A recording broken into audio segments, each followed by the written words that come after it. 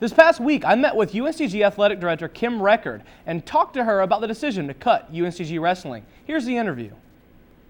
Since the decision to cut wrestling, students have responded with the Save UNCG website, Save UNCG Facebook group, which now has 1,242 people as of March 27th, and attempted to get a rally started. I asked Ms. Record if she was at all surprised with this. Well, I think anytime you make a decision that impacts your peers, there's going to be students who want to come out and support. It's difficult. It was not an easy decision to make.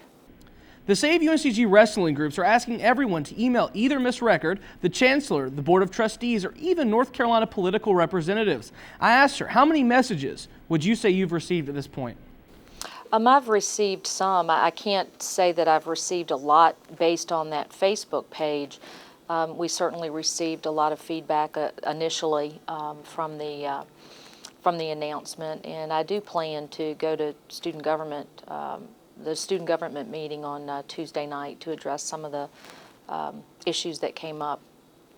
On March 14th, the wrestlers were notified that the program would be cut. This was only 3 days before UNCG sent 4 wrestlers to the NCAA tournament.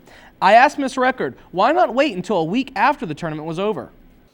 Well, I don't think there was any great time to tell them, and we talked about a number of different timing scenarios, but the rationale behind that was that we were going to the national championships, that we would have wrestlers who may choose to transfer to wrestle at another institution. And so that is where all of the wrestling coaches would be, in addition for our 2 coaches whose contracts would not be renewed, that it would give them the best opportunity for additional options. A lot of people have asked or said that that was cruel and unusual when the intention was to give them the best opportunity to be successful in the future. I think that the other option, or another option, would have been to wait until the end of the semester or wait until the season was completely over, and at that point in time it really could have limited what their options would be if they wanted to go to another school. In an interview, Ms. Record said the decision to cut wrestling was to avoid cuts across the board that would lead to mediocrity. In the same interview, she stated that she wanted each Spartan team to be in the running for the division title. So I asked her, why cut a sport that was already where she wanted it to be? Well, I think it's not quite that simple. Obviously, we didn't want to make across-the-board cuts. We looked at every program. We looked at a number of different factors. In the Southern Conference, wrestling only has 6 teams which compete, as opposed to other sports which have the full complement, which would be 12. So that was one factor. And obviously, as I told the student athletes and I told the coaches, they have been competitive. That was not a factor that applied to them, but in looking at the big picture and at looking down the road where we wanted to be, that was a hard decision, but the one that we felt we needed to make. UNCG is not the only school in recent years to cut their wrestling program. In the 2007-2008 season, James Madison and the University of Oregon both cut their programs. I asked her, have you talked to either of the athletic directors before your decision? I did speak with my colleague at JMU. Did not speak with anyone at the University of Oregon.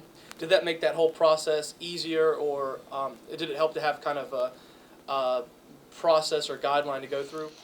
Well, as I've said, this was not easy, right, at all. And so, again, every situation is different as to the rationale or the reasons, and every institution has to make decisions for what's best for them at that point in time.